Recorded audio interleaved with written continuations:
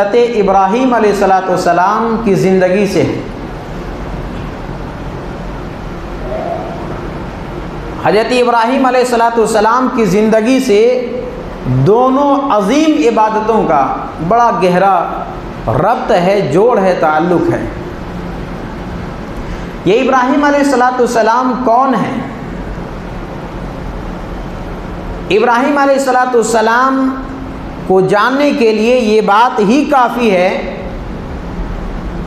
کہ پوری دنیا کا 2/3 آبادی،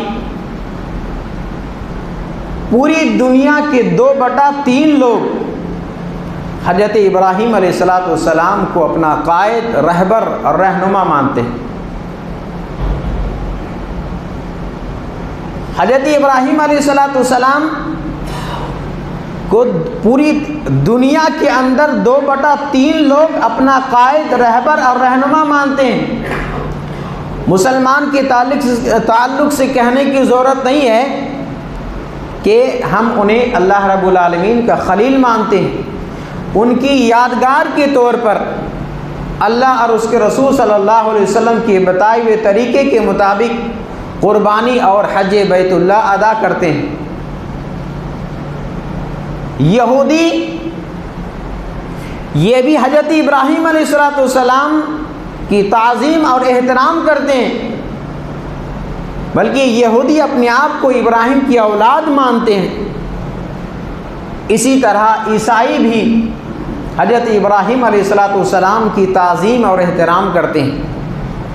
ابراہیم علیہ السلام کا مرتبہ اور مقام کیا ہے؟ آپ اس جملے سے اندازہ لگا سکتے ہیں کہ اللہ تبارک و تعالیٰ نے پوری دنیا کو،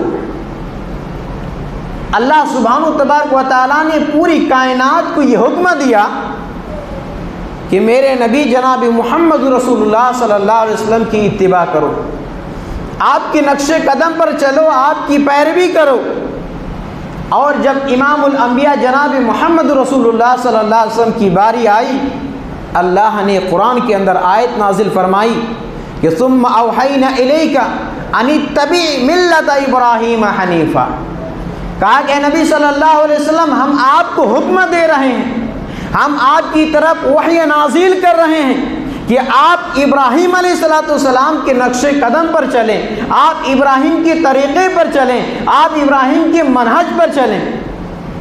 حضرت ابراہیم علیہ السلام کی یہ شخصیت ہے کہ ساری کائنات کا آئیڈیل امام کائنات جناب محمد رسول اللہ صلی اللہ علیہ وسلم ہے، اور جناب محمد رسول اللہ صلی اللہ علیہ وسلم کی آئیڈیل حضرت ابراہیم علیہ السلام۔ حضرت ابراہیم علیہ السلام کا مقام و مرتبہ جاننے کے لیے یہ بات بھی کافی ہے کہ دنیا کا ہر مسلمان 5 وقت کی نماز پڑھتا ہے، اور 5 ٹائم کی نماز میں جب تک وہ درود ابراہیمی نہ پڑھ لے اس کی نماز کمپلیٹ نہیں ہوتی ہے۔ یعنی حضرت ابراہیم علیہ السلام کا مقام کتنا عظیم ہے کہ اللہ تبارک و تعالیٰ نے ہمیں اور آپ کو یہ حکم دیا ہے کہ ہر نماز میں، چاہے فرض ہو، سنت ہو، نفل ہو، وتر ہو، کوئی بھی نماز ہو، جب تک اس درود کا اہتمام نہ کر لیں، جہاں ہم درود کے اندر یہ پڑھتے ہیں اللہم صلی علی محمد وعلی آل محمد کما صلیت علی ابراہیم، جہاں ہم یا محمد صلی اللہ علیہ وسلم کے اوپر درود پڑھتے ہیں، آپ کی آل پر درود پڑھتے ہیں، وہیں اللہ تبارک و تعالیٰ نے یہ حکم دیا ہے کہ ہم ابراہیم اور ابراہیم کی آل پر بھی درود پڑھیں۔ یہ مقام و مرتبہ حضرت ابراہیم علیہ السلام کا ہے۔ آگے بڑھیے اور دیکھیے کہ ابراہیم علیہ السلام کی پیدائش کہاں ہوئی۔ عراق کا ایک شہر جس کا پرانا نام بابل ہے، ار کی شہر میں پیدا ہوئی ہے۔ آپ کی پیدائش عراق کے شہر ار میں ہوئی ہے، اور جس ماحول میں آپ پیدا ہوئے پورا ماحول مشرکانہ تھا، شرکیہ ماحول تھا۔ ایسے ماحول میں آنکھ کھولتے ہیں کہ باپ خود بت پجاری، خود بت بنانے والا اور بت کے پجاری ہیں۔ ابراہیم علیہ السلام جب چھوٹے تھے، ان کا باپ ان سے کہتا تھا کہ لو یہ بت لو اور جاؤ مارکیٹ کے اندر بیچ کر آنا۔ ابراہیم علیہ السلام مارکیٹ جاتے تھے اور جانے کے بعد کیا کہتے تھے؟ من یشتری منی ما لا ینفعک ولا یضر، مجھ سے یہ چیز، یہ بت کون خریدے گا جو نہ نفع پہنچائے نہ نقصان پہنچائے۔ اب ظاہر سی بات ہے، ایک انسان خود اپنا پروڈکٹ، اس کی عیب، اپنے سامان کی خرابی بیان کر رہا ہو، کون اسے خریدے گا؟ پورا سامان جیسے بازار لے کر جاتا، کوئی اس کے قریب نہیں جاتا، اور واپس گھر لاتا، باپ پٹائی کرتا تھا۔ ابراہیم علیہ السلام کی پرورش ایسے ماحول میں ہوئی ہے، ایسے ماحول میں آپ تربیت پہ آئے ہیں۔ لیکن ابراہیم علیہ السلام کے اندر ایک خاص بات یہ تھی کہ گھر مشرکانہ تھا، باپ مشرک تھا، پورا ماحول مشرکانہ ماحول تھا، اتنا زیادہ کہ بتوں کو بنا کر کے خریدا اور بیچا جاتا تھا، لیکن ابراہیم علیہ السلام نے کبھی شرک نہیں کیا۔ اللہ تبارک و تعالیٰ نے قرآن کے اندر فرمایا ان ابراہیم کان امۃ قانتا للہ حنیفا۔ او لوگو سنو، ابراہیم علیہ السلام اکیلے ایک امت کے برابر تھے، اکیلے ایک قوم کے برابر تھے۔ قانتا للہ یعنی ابراہیم علیہ السلام کا ایمان اتنا مضبوط ایمان تھا کہ اکیلے ایک قوم کے برابر، ایک امت کے برابر تھے۔ قانتا للہ، صرف اتنا ہی نہیں کہ ان کا ایمان اتنا مضبوط تھا کہ اللہ نے ایک اکیلی امت قرار دیا، بلکہ قانتا للہ، اللہ تبارک و تعالیٰ کا مطیع اور فرمانبردار تھے، قانت تھے۔ قانت یہ بنا ہے قنوت سے، اور قنوت کہتے ہیں دوام الطاعہ۔ ایک ہوتا ہے اطاعت کرنا، جب دل چاہا ہم نے اطاعت کی، اور ایک ہوتا ہے اطاعت پر جمے رہنا۔ حضرت ابراہیم علیہ السلام کے بارے میں اللہ نے فرمایا قانتا للہ، اللہ کی اطاعت پر جمے رہتے تھے۔ جب جس وقت جہاں بھی اللہ کا حکم آتا، بلا چو چرا ابراہیم علیہ السلام اس حکم کی تعمیل کرتے تھے۔ اللہ نے فرمایا قانتا للہ حنیفا، نہ صرف یہ کہ مطیع فرمانبردار تھے بلکہ حنیف بھی تھے۔ حنیف کہتے ہیں اپنے آپ کو اللہ کی رضا کے لیے وقف کر دینا، اللہ کو خوش کرنے کے لیے ساری کائنات کو قربان کر دینا، اسے حنیف کہتے ہیں۔ اسی لیے ابراہیم علیہ السلام کی طریقے کو ملت حنیف، دین حنیف کہا گیا ہے۔ اس کے بعد اللہ تعالیٰ نے فرمایا وَلَمْ يَكُ مِنَ الْمُشْرِكِينَ، ابراہیم علیہ السلام مشرک نہیں تھے، شرک کرنے والے نہیں تھے۔ جب اللہ تبارک و تعالیٰ نے ابراہیم علیہ السلام کے تعلق سے یہ کہا کہ قانتاً، اللہ کے فرمانبردار، کنٹینیوس کرنے والے، دائمی اور ہمیشگی کرنے والے تھے، حنیف تھے، یعنی اللہ کو خوش کرنے کے لیے ساری دنیا کو، پورے قوم کو قربان کر دینے والے تھے، پھر اللہ نے یہ کیوں کہا کہ وہ مشرک نہیں تھے؟ اس جملے سے اللہ تبارک و تعالیٰ مشرکین مکہ کو چوٹ کر رہا ہے، جو اپنے آپ کو یہ کہتا تھا، اپنی نسبت ابراہیم علیہ السلام کی طرف کرتا تھا کہ ہم ابراہیم علیہ السلام کے ماننے والے ہیں۔ اس جملے سے اللہ یہودیوں کو چوٹ کر رہا ہے، جو یہ دعویٰ کرتا تھا کہ ہم ابراہیم کی اولاد ہیں۔ اس جملے سے اللہ عیسائیوں کو چوٹ کر رہا ہے کہ تم شرک کر کے یہ دعویٰ کرتے ہو کہ تم ابراہیم کے ماننے والے ہو، تم آئیڈیل ابراہیم کو مانتے ہو۔ ابراہیم نے کبھی شرک کیا ہی نہیں۔ وَلَمْ يَكُن مِّنَ الْمُشْرِكِينَ، ابراہیم نے کبھی شرک نہیں کیا۔ شَاكِرًا لِعَنْعُمِهِ، اپنے رب کی نعمتوں کا وہ شکر گزار تھے۔ شکریہ کا مطلب یہ نہیں ہوتا ہے کہ زبان سے صرف شکریہ ادا کرنا۔ علامہ ابن قیم رحمۃ اللہ علیہ نے شکریہ کا معنی بیان کیا ہے کہ 3 چیزوں کے مجموعے کا نام شکریہ ادا کرنا ہوتا ہے جب اللہ کے لیے۔ ایک کہ زبان پر اللہ رب العالمین کی تعریف ہو، دل میں اللہ کی محبت ہو، اور بدن کے جو اعضاء ہیں، بدن کی جو پارٹس ہیں، اللہ کی اطاعت کے کاموں میں لگ جائے، اسی کا نام شکریہ ہے۔ حضرت ابراہیم علیہ السلام شاکرا لانعمہ، اللہ کے شکر گزار بندے تھے، اپنی رب کی نعمتوں کو پا کر کے شکریہ ادا کرتے تھے، اور یہی وجہ ہے کہ اللہ تبارک و تعالیٰ نے ابراہیم علیہ السلام کو اپنا خلیل بنایا۔ آگے بڑھیے اور دیکھیے، اللہ تبارک و تعالیٰ نے ابراہیم علیہ السلام کو نبی اور رسول بنایا، اپنا نبی بنایا۔ اب ابراہیم علیہ السلام توحید کی اس تعلیم کو جو اللہ نے آپ کو دیا، دوسروں تک پہنچانے کا ایک مشن ٹھان لیا کہ اب اس کام کو آگے بڑھانا ہے، اس کام کو آپ دنیا والوں تک پہنچانا ہے۔ اور ظاہر سی بات ہے، ایک نبی کی ذمہ داری ہوتی ہے کہ اللہ کا جو حکم آئے آپ لوگوں تک پہنچا دیں۔ حضرت ابراہیم علیہ السلام اس مشن کی شروعات کہاں سے کرتے ہیں؟ اس مشن کی شروعات کہاں سے کرتے ہیں؟ حضرت ابراہیم علیہ السلام اس مشن کی شروعات اپنے گھر سے کرتے ہیں، اپنے باپ سے کرتے ہیں۔ اور باپ کون سا باپ؟ باپ وہ جو ایک نمبر کا مشرک باپ ہے، بیٹا اللہ کا رسول موحد اور اللہ کا نبی ہے، اور باپ شرک کرنے والے ہیں، بتوں کو بنا کر کے بیچنے والے ہیں۔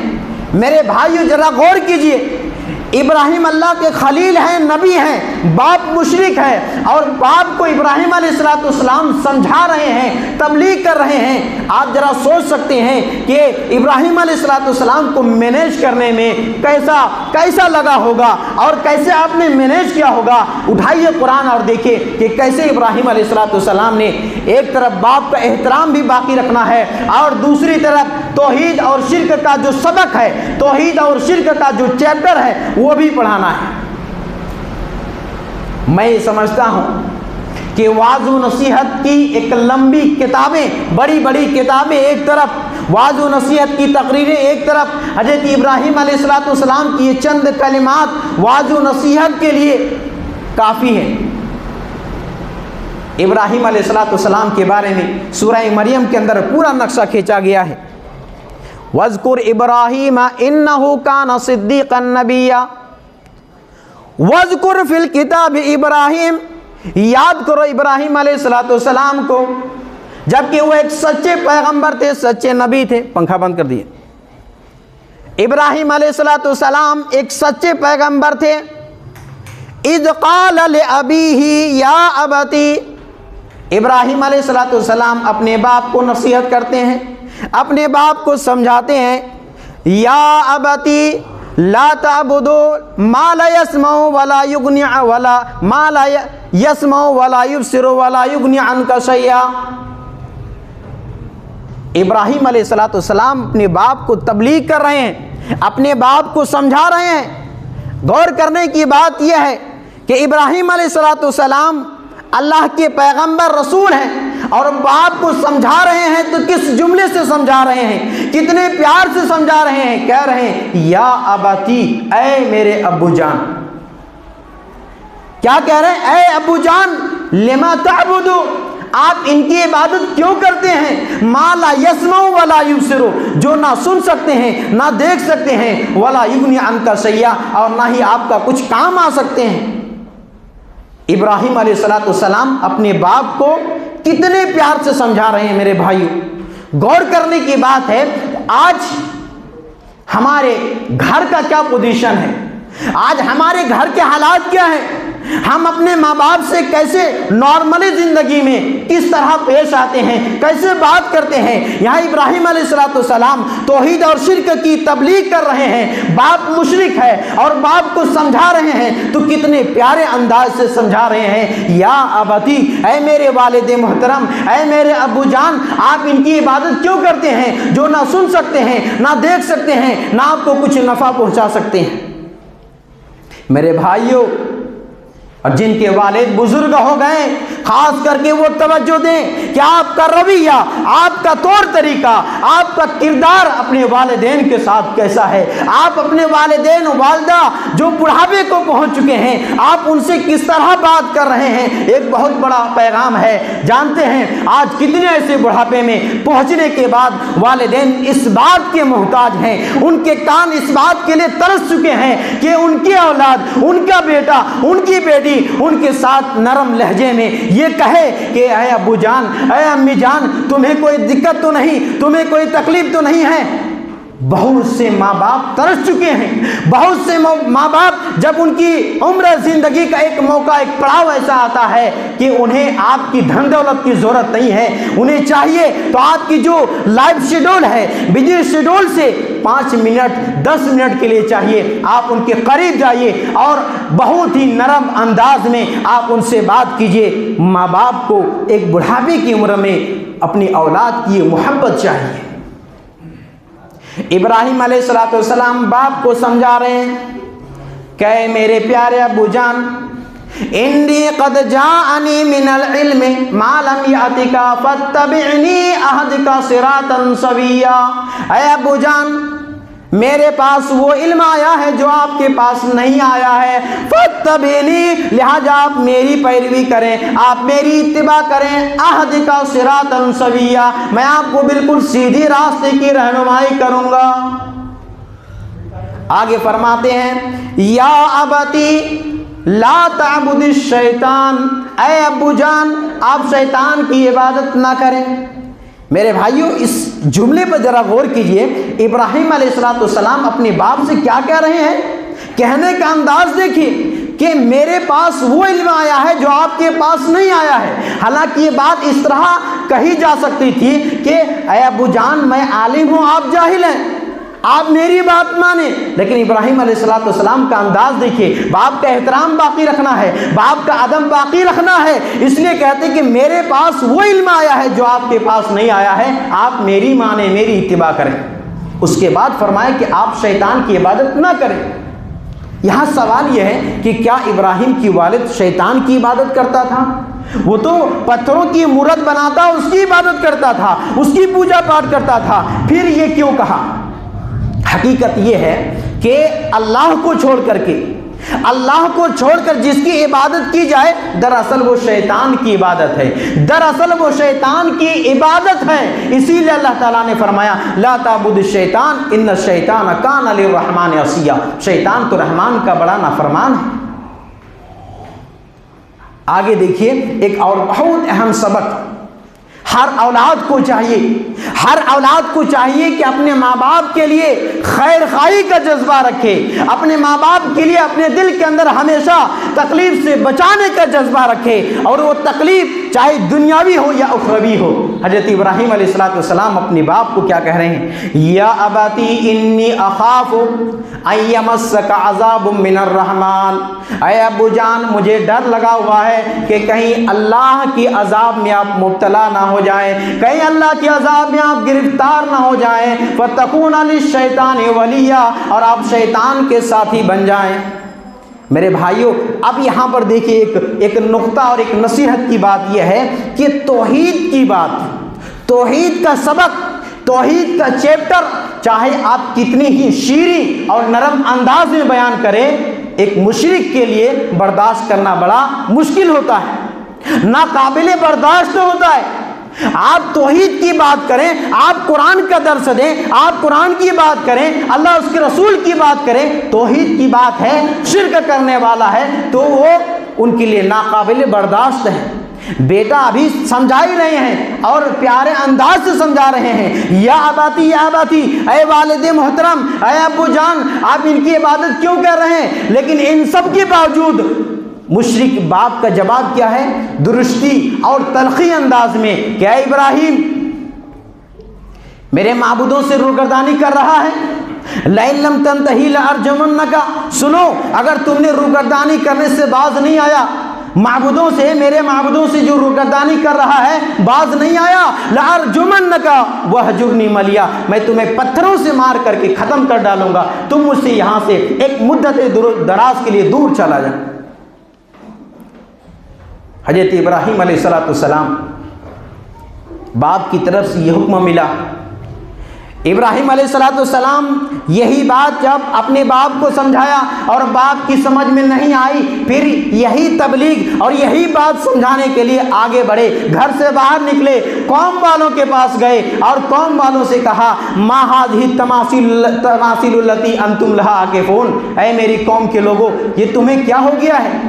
تم کس کے مجاور بن بیٹھے ہو؟ تم مورتیوں کے آگے مجامر بن بیٹھے ہو، یہ کیا ہے؟ جواب کیا تھا معلوم ہے؟ جیسے آج رسم و رواج کی ختم کرنے کی بات کریں، آج آپ یہ بات کریں کہ یہ سنت نہیں ہے، یہ رسم ہے، یہ خرافات ہے، یہ بدعت ہے. جواب کیا ملتا ہے؟ ہم نے اپنے باپ دادا کو ایسے ہی کرتے ہوئے پایا ہے. جواب یہی ہے، یہی جواب ہے. وہاں بھی یہاں یہی جواب دیا گیا، قالوا وجدنا آباءنا لنا عابدین. ابراہیم علیہ السلام کی قوم والوں کا یہ جواب تھا کہ ہم نے اپنے باپ دادا کو اسی کی عبادت کرتے ہوئے پایا ہے. آپ ہمیں چھوڑنے کے لیے بول رہے ہیں، ہم نے اپنے باپ دادا کو اسی کی عبادت کرتے ہوئے دیکھا ہے، پایا ہے. ابراہیم علیہ السلام نے کہا قال لقد کنتم انتم وآباؤکم فی ضلال مبین، کہا کہ تم اور تمہارے باپ کھلے ہوئے گمراہی میں تھے، تم سب گمراہی میں ہو. میرے بھائیوں، حضرت ابراہیم علیہ السلام کے اس انداز تبلیغ اور اس انداز گفتگو سے کئی نصیحتیں ہمیں اور آپ کو ملتی ہیں. ابراہیم علیہ السلام نے ہمیں یہ پیغام دیا ہے، آپ کی زندگی سے ہمیں یہ سبق ملا ہے کہ تبلیغ جب آپ کرنے جائیں، تبلیغ کا معاملہ شروع کریں تو سب سے پہلے اپنے گھر سے شروع کریں. اپنے گھر سے سب سے پہلے توحید اور شرک کے سبق کو پڑھائیں. توحید اور شرک کی تعلیم اپنے گھر سے دیں. اور گھر والے جب مخالفت کریں، گھر والوں کی مخالفت اور تکلیفیں آئے تو کیا کرنا ہے؟ ابراہیم علیہ السلام کو باپ نے کیا کہا کہ یہاں سے نکل جاؤ. ابراہیم علیہ السلام ان کے باپ دھمکی دے رہے ہیں، قوم والے کو سمجھا چکے ہیں. قوم والے کا یہ جواب ہے کہ ہم نے اپنے باپ دادا کو ایسے ہی کرتے ہوئے پایا ہے. ابراہیم علیہ السلام اب یہاں سے اپنا ایک نیا سفر شروع کرتے ہیں. جب سفر شروع کرتے ہیں تو کہتے ہیں کہ قال السلام علیک ساستغفر لک ربی، کہتے ہیں کہ ابو جان آپ پر سلامتی ہوں، میں آپ کے لیے بخشش کی دعا کرتا رہوں گا.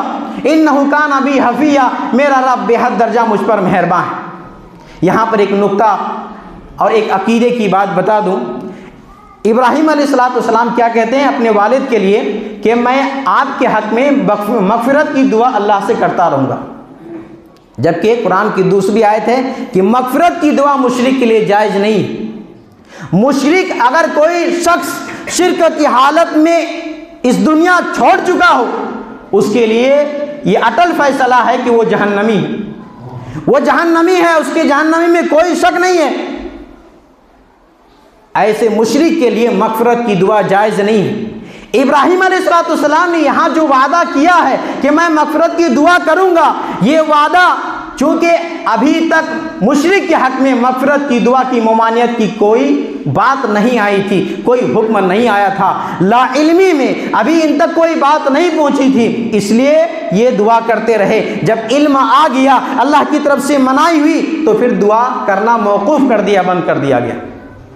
اس لیے مشرک کے حق میں مغفرت کی دعا کرنا جائز نہیں ہے، اب چاہے وہ قریبی رشتہ دار کیوں نہ.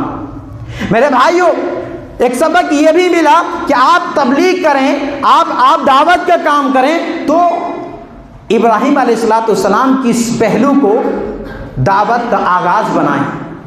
انداز آپ کا شیرینی ہو، نرم آپ کا لہجہ آپ کا نرمیت والا ہو. ابراہیم علیہ السلام کی زندگی سے ہمیں بہت کچھ سیکھنے کو ملتا ہے، بہت کچھ اسباق ہیں، اور ایک جمعہ میں سارے اسباق کو، سارے سبق کو سمیٹنا بہت مشکل ہے. اس لیے میں نے ترتیب دیا ہے کہ ابراہیم علیہ السلام کی سیرت سے، آپ کی زندگی سے ہمیں جو سبق ملتا ہے، ایک 2 جمعے کے اندر انشاءاللہ کوشش کی جائے گی کہ آپ کے سامنے وہ اسباق رکھے جائیں. ابراہیم علیہ السلام کی زندگی سے ہمیں اور آپ کو یہ سبق ملتا ہے کہ اللہ کا حکم آ جائے، اب دنیا والے ناراض ہو جائے تو ناراض ہو جائے، اللہ کا حکم آپ کو ماننا ہے، اللہ کے حکم کی تعمیل کرنا ہے. बाप नाराज हो गए, कौम वाले नाराज हो गए। इब्राहिम अलैहिस्सलाम यहाँ से हिजरत करते हैं बैतुल मुक़द्दस की तरफ, यहाँ से हिजरत करते हैं बैतुल मुक़द्दस की तरफ। बैतुल मुक़द्दस जाने के बाद अब क्या कुछ हुआ, वहाँ जाने के बाद इब्राहिम अलैहिस्सलाम की ज़िंदगी से क्या असबाक है, इंशाअल्लाह मैं आने वाले जुमा आपके सामने रखूँगा। वक्त चूँकि हो चुका है, अभी एक बात शुरू करूँगा, वक्त और ज़्यादा आपका ले सकता हूँ, इसलिए मैं मुनासिब समझता हूँ कि यहीं पर बात ख़त्म करूँ। मेरे भाइयों, हम सब इब्राहिम अलैहिस्सलाम की ज़िंदगी और यादगार में हर साल कुर्बानी करते हैं। मैं यहाँ एक बात अर्ज़ करना चाहूँगा कि कुर्बानी 10,000 20,000 की करते हैं। 10,000 20,000 की कुर्बानी करने से पहले हमें और आपको चाहिए कि हमारे दिल के अंदर जो गंदगी है हम उस गंदगी को पहले कुर्बान करें। हमारे अंदर जो अनानियत है हम उस अनानियत को कुर्बान करें। हमारे दिल के अंदर जो कठोरता है उस कठोरता की कुर्बानी करें। हमारे दिल के अंदर माल की जो मोहब्बत है उसकी हम कुर्बानी दें। हमारे दिल के अंदर जो बुख्ल है हम उसकी कुर्बानी दें। हमारे दिल के अंदर जो नाजायज़ ख्वाहिशात हैं हम उसकी कुर्बानी दें। हमारे दिल के अंदर जो गलत काम करने के मंसूबे इरादे हैं हम उसकी कुर्बानी दें। माल की कुर्बानी, जानवर की कुर्बानी वो तो बात की बात है। हम अपने दिल के अंदर जो खबासतें लिए फिर रहे हैं, हम दिल के अंदर जो नफरतें लिए फिर रहे हैं, हमारे लिए ज़रूरत है कि हम दिल की खबासत और नफरतों की कुर्बानी दें, इसके गले पर हम छुरी चलाएं। मेरे भाइयों, यहीं पर मैं अपनी बात को ख़त्म करता हूँ। आखिर में रब्बुल आलमीन से दुआ करता हूँ कि अल्लाह ताला हम सबको कहने सुनने से ज़्यादा अमल करने की तौफीक इनायत फरमाएँ। हज़रत इब्राहिम अलैहिस्सलाम की ज़िंदगी से जो असबाक मिलते हैं, अल्लाह हम सबको उस पर गौर फिक्र करने और अमल करने की तौफीक इनायत फरमाएँ। अल्लाह हम सबको तौहीद पर ज़िंदा रखें। अल्लाह हम सबको शिर्क से बचने की तौफीक इनायत फरमाए। जब तक हम हयात में रहें तौहीद पर रहें, जब हमारा खातिमा हो तो तौहीद पर खातिमा हो। आमीन या रब्बल आलमीन। बारकल्लाहु फीक।